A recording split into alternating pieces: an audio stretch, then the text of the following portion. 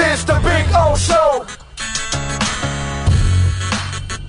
This is the Big O Show. All right, let's start it off. Sorry, Omar, but I saw that, but I had to get that out because I got to give the NBA the love that they deserve because they make a true effort to actually create equality, and that's something that unfortunately does not exist in the sport you cover. I was just looking up as you spoke about how many minority owners there are in the NFL, and there are 4 majority owners that are minorities and 4 women that are in team ownership positions. And while I think that that's definitely better than the NFL, I'm not necessarily certain that that's the reason why their league is diverse or more. Well, they're coaching all over the place, and no, I think it's because it's a player-driven league, which the NFL has been fighting against for 2 decades. Their fear in the NFL, their worst fear, is to become a player-driven league. Everything should be player-driven. Yeah, the NFL doesn't want that to happen. Well, but that's why that plantation label lives. You're absolutely right, and that's the reason why they don't want the owners in the NBA. They partner with their players. They want to be together with their players. Like LeBron James is working with the NBA. I don't necessarily think the NBA is owners are comfortable viewing themselves as partners with the players, but we're 2 decades into being a player-driven league. I mean, that league is run by LeBron James, the Chris Pauls of the world. And Michael Jordan before that, and Magic Johnson and Bird before that. And understand that's a cultural thing that's 2 decades old, whereas the NFL is vehemently fighting against it and has vehemently fought against it. I make the point NBA players are becoming part owners, and they're more than welcomed to become part owners. Where's the NFL doing that? You know what I mean? Yeah, I mean that is Steve Ross did it when he let the Williams sisters buy it. Yeah, but that was the fluff. That's fluff stuff. Yeah. I'm just that's not real. That's not real. Like that's not Dwayne Wade. Like you know what I'm saying? Yeah. The Utah Jazz didn't bring in Dwayne Wade as a fluff thing. No. They brought him in because they believe in him or Magic Johnson or whoever the NBA brings in. They're bringing it in because it's legit. They want them to help them get better. That's kind of the idea. They have labored and worked so hard in the NFL to maintain their old boys network and keep the strength of the old boys network and keep the strength of the old boys running these organizations. And even though they've never played football, they're still running a football organization. And, even though, now it's analytics is the old boys network is gaining strength from an analytics standpoint. So it's, but for many reasons, they don't want to be like the NBA. But I keep always saying the same thing. And people don't give Kirk Cousins the credit that he deserves for being the first and only player in NFL history that received a fully guaranteed contract as a free agent. Well, I give him credit for gun and a mask use. Yeah, that's no gun, no mask. But that was such a monumental, and unfortunately nobody has followed it since. But that was such a monumental move because what people don't understand is in the NBA, it's not written into their CBA agreements that contracts are guaranteed. It just became the culture of that league to the point where any contract that wasn't guaranteed was not acceptable. And it has to do the same thing in the NFL. That it's the same thing in Major League Baseball. It's not the culture. It's not in the contracts. It's just the culture of that league. And the NBA has to get to that point. And we know because of the nature of injuries and the short careers that they'll fight tooth and nail to not allow it. And I think the new CBA deal probably took a step back from it. But you got to slowly knock down, slowly chip away at that rock to create the sculpture that you want. And, since Kirk Cousins did it, nobody has followed and chipped away at it. You know, you telling me, and that's really weird because better players have gotten contracts and they don't get the same guarantees. You really, telling me, really weird, dude. but it's just a mindset and a culture thing. You telling me that Patrick Mahomes could not that's have what I gotten mean. a fully guaranteed contract? Right. Russell Wilson came up next after Kirk Cousins, and he didn't get a fully guaranteed contract. Right. He could have, he should have, but it has to be. Aaron Rodgers doesn't get a fully guaranteed contract. Tom Brady doesn't get a fully Nobody's getting a fully guaranteed. If Tom Brady was coming up, thing, was leaving New England and said, "Let me get a fully guaranteed contract," you don't think somebody would have lined up, or every team would have lined up to offer him? I wish you would have met Flores on the yacht, had that conversation. Get the deal done. That to me, of everything, of every possible thing that's out there about the Brian Flores situation. Yeah. To me, when I read the lawsuit, civil suit, two times, all 58 pages, that to me stood out there as the one thing that did not make any sense. And I said to myself, this is wrong. I'm sorry, you tamper every year with all of your free agents. So now, I mean, listen, Omar. Okay, the funny part about this lawsuit, and on both sides, nothing funny about it. Here's Stephen. No, this is the part that's funny. You know, this integrity stuff is being thrown out there. Okay, so the owner's the guy that went to go look at Jim Harbaugh in the middle of the night with Sperano in place. There's no integrity or honor there. So please don't tell me you're Mr. Integrity and Honor.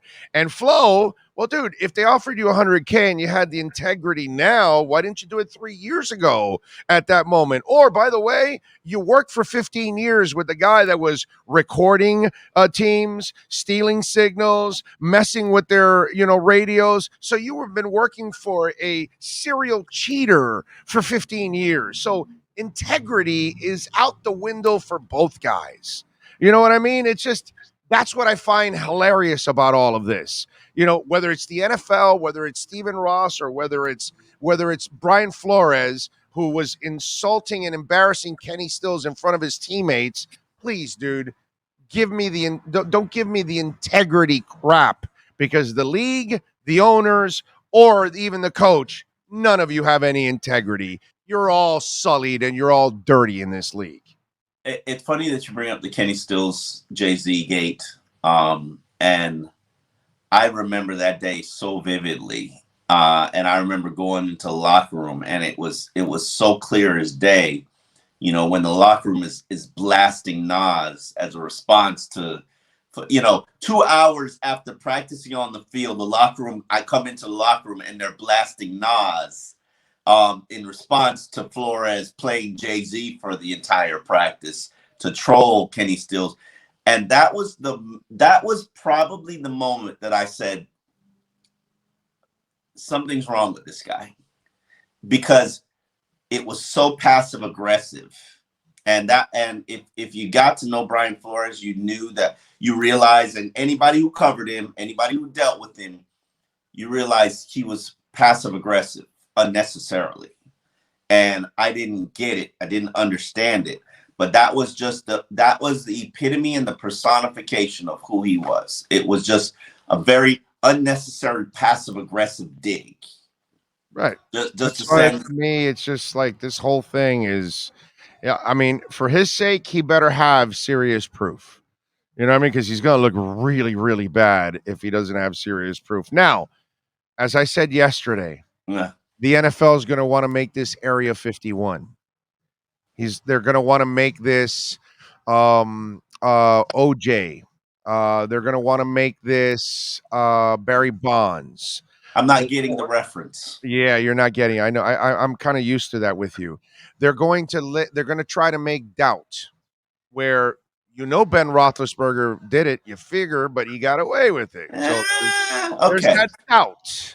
You know what I mean? And that's what I think the NFL is going to do with all of this. That if he doesn't have the hardcore proof, and it's more of a he said, you don't know. They don't know what he has. But here's the thing. Exactly. And here's the thing that I've been talking to people in And by the way, Area 51 is that area that over in Arizona that they that people won't acknowledge. Yeah, we had all the UFOs there.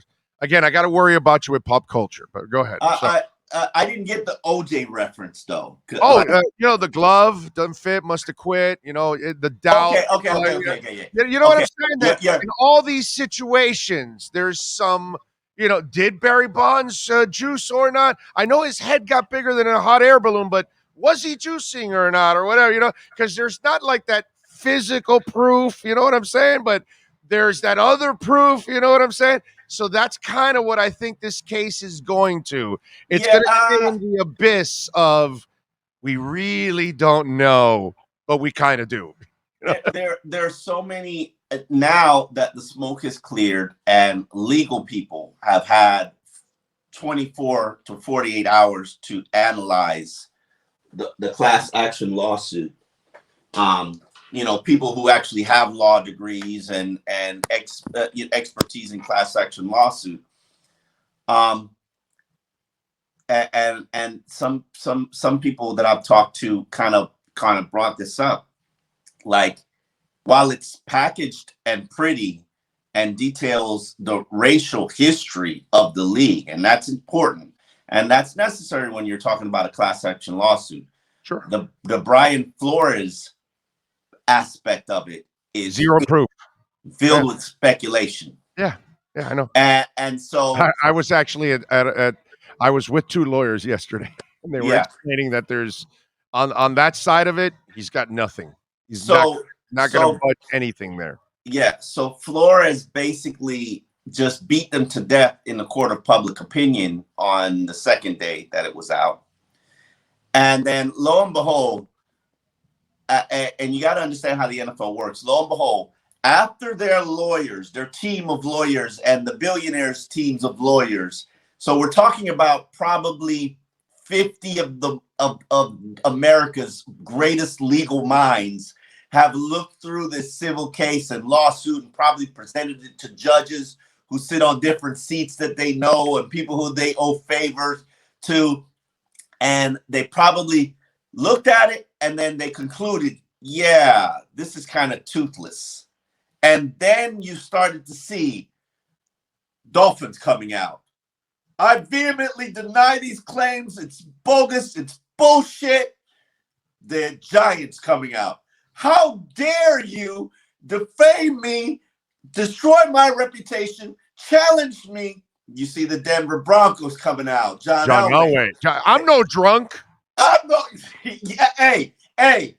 And because you've been at the Senior Bowl. By the way, in John Elway's defense, he's the human Sharpay. He always looks disheveled. I mean, if you've seen John Elway up close, you're like, whoa. It's not the prettiest sight in the world. I'm just saying. Listen. As he gets older, that face gets more mangled, and and he always, and that's the thing. I say this, and I'm going to put it allegedly in front of this. I haven't seen John Elway in Mobile or Indy and not thought, hey, this guy probably had one too many drinks. It doesn't matter what time of day it is. Yes. So 1,000%.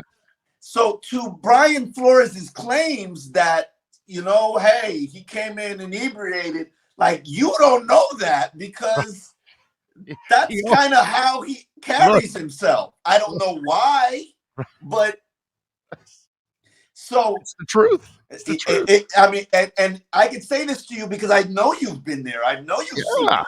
No, I've seen it. I know. He's the human Sharpay. I'm telling you. It's, so. By the way, do you know what a Sharpay dog is? No. I knew it was a dog, but I don't know the significance of the Sharpay. There's a dog that's all wrinkles. You've never seen those dogs? They're kind of cute. Yeah, but okay, but I don't think. Well, when you get a chance on your phone, put Sharpay dog, and it's SHARPEI. I know what he looks like, but I don't get the connection. He's not all wrinkled. He's just his face is all like, yeah, it's a Sharpay. He's the human Sharpay. We get older, we change. I don't think not like him. No, not like him. You don't have like layers of skin bending over, and No. It's different. It's different. He has that Nick Nolte type thing going that is just really, whoa, wow, yo, dude, relax. That kind of deal. So yeah. I'm telling you, John Elway's the human Sharpay. I mean, his face it's just. You now know when you meet Omar Kelly out in the street, don't use a lot of references with him, okay? Because you'll keep. I knew. There you go. There's a Sharpay for you right there. See, Sean Stanley bringing it right up. That right there is John Elway. Right there. Look at John Elway, folks. Meet John Elway, and I'm sure that Flores walked into the office and said, "Oh shit, wow, you've been drinking? No, dude, this is just me, bro. I'm John Elway." But what does the wrinkles have to do with the drinking? I just don't get that. I don't. Anyway, it's. You're saying it's his face. I'm saying it's his demeanor. It's his actions. Right there. That was John Elway's picture in 1994. So can you imagine what he looks like now in 2022? I mean, bro, that's pretty bad. I mean, they age. You know that. Yeah. They age. He ages, but he ages in dog years. That's the difference. Okay. Yeah. That's the difference. So my point is now that and then yesterday. Go ahead. We lost you. Might call me, and I hate that happens. I'm back. Yes. Okay, you're back. Yes. Yesterday, somebody called me, and they made a point. We were discussing a number of things, and they made a point because they have coaches, and they do coaches contracts, and they're pretty standard. And basically, any kind of dispute that you have with a with an NFL coach in the NFL, it has to go to arbitration. It says it in the contract. Has to go to arbitration. Now, Pro Football Talk has highlighted that, put something up. So basically, any court has to throw it out and say, "Hey, you got to go to arbitration." On top. By the way, Pro Football Talk had Harbaugh taking the Minnesota job just a couple of hours ago. But let's go ahead. Go ahead. I'm sorry. A couple hours ago or yesterday? No, just a couple hours ago, they had him taking the Minnesota job, and then they took it right down, and then they said, "Oh no, he says now that Minnesota was just a one-time thing, and he's going back to college permanently." That was yesterday. No, I just saw it a couple of hours ago. He had it back up again. I mean, it's crazy. Okay. But go ahead. Let me get focused again. But also, the Dolphins owe Brian Flores, I believe, $10 million for the final 2 years of his contract. Cha-ching. And technically, because he made these allegations about Steve Ross, Dolphins could void it and not have to pay him. Ooh. I have to see the contract and but there's all kinds of language in the contracts that. Well, Al Davis would reach from the grave to make sure he doesn't pay him if he was a Raider. That's for sure. I mean, Al Davis is so notoriously cheap for anything. He'd use any excuse not to pay a coach. Yeah. Al Davis would have sued Brian Flores right away for money already paid. Not only would he have not paid him the 2 years left, he would actually say, "Give me back the 3 I gave you already." That would have been. He's lucky.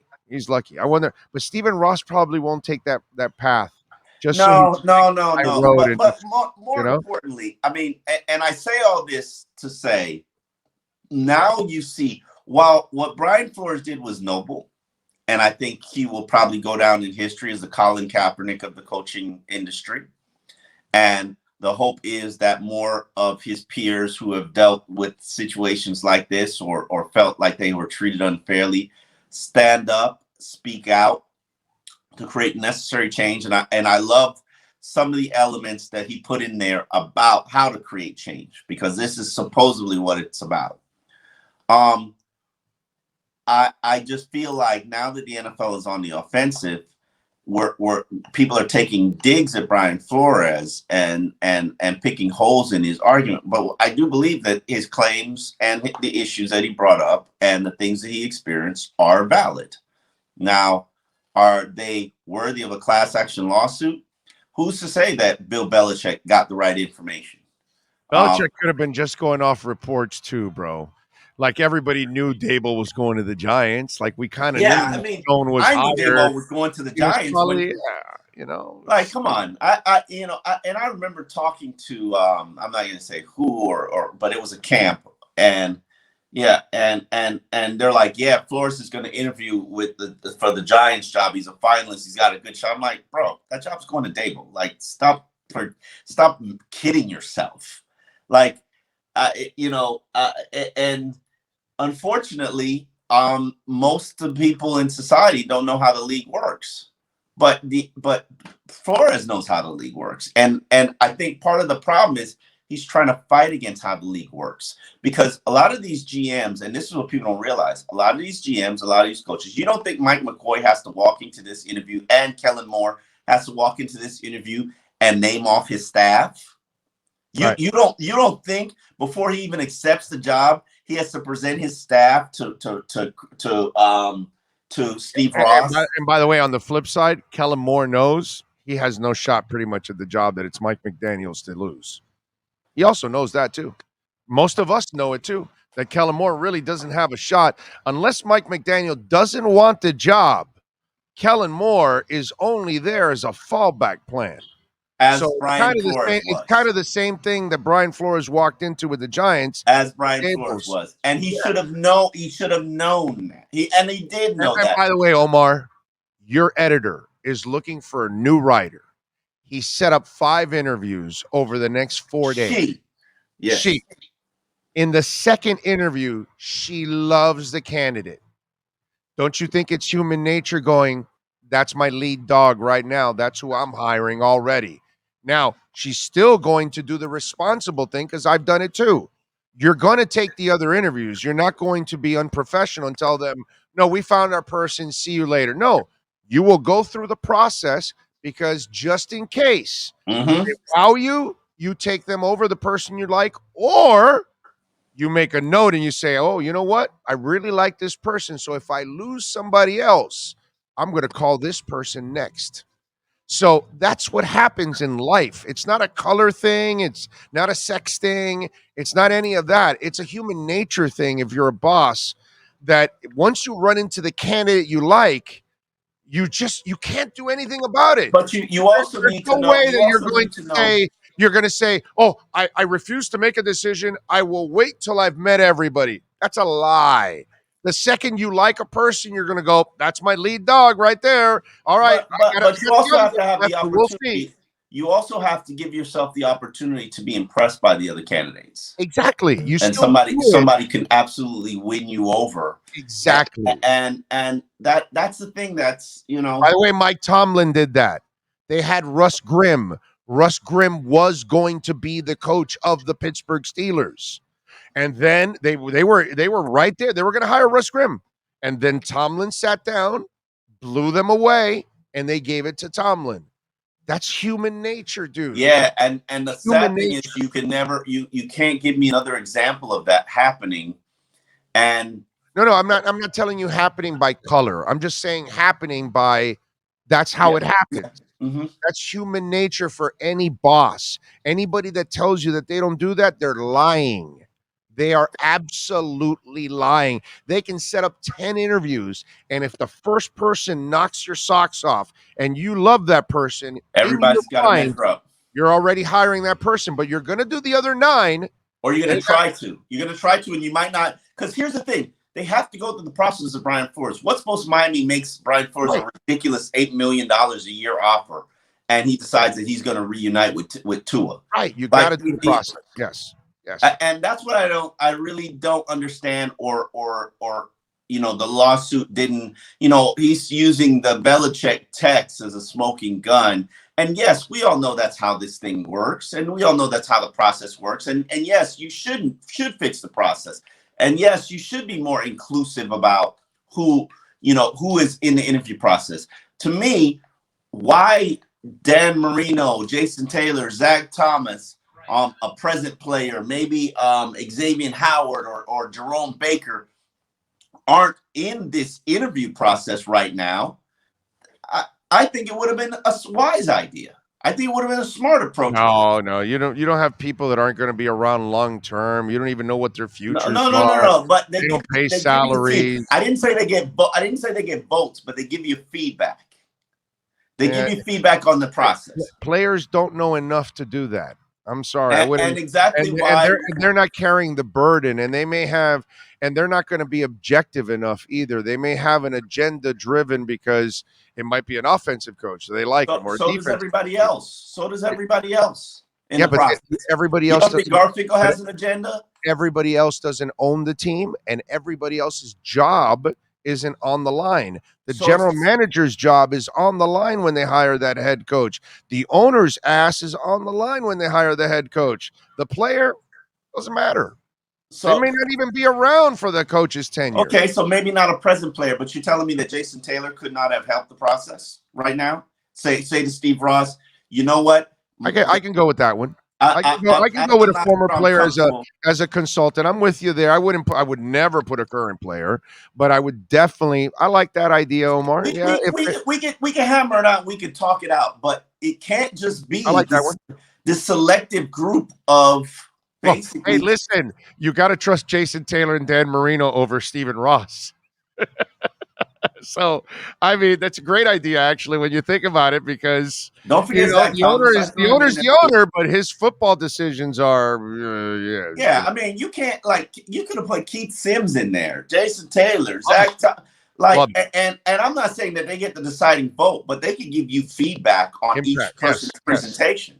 I love that you might not be cognizant of because you're not in a locker room. You know, Jason Taylor might tell you, I might have a problem responding to Kellen Moore if he was my coach. Or, he reminds me a lot of Cam Cameron.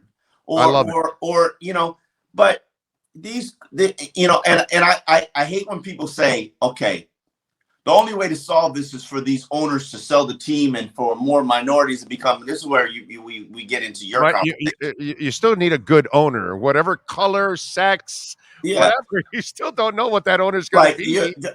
Jay-Z and Usher are, and Drake are minority owners in NBA. You think they're sitting down at Michael Jordan's the greatest player ever and the worst GM ever. He has both titles. Listen. So I don't think it's about adding minorities ownership, and I've heard that on these networks, and I think it's the dumbest thing ever. Like, I'm sorry, Steve Ross put his $1.1 billion down to buy the Dolphins. He's put nearly $1 billion into the product. Now the franchise is worth $3.4 billion. He's tripled his money. Like, I'm sorry. Like, I'm not just gonna give it away to somebody. Like, this is, somebody said this, and I really never thought about it. But if you're a billionaire, you know where the safest place to put your money is? It's in a professional sports team, because you'll walk away with 3 times the profit. Yeah. Oh yeah, definitely.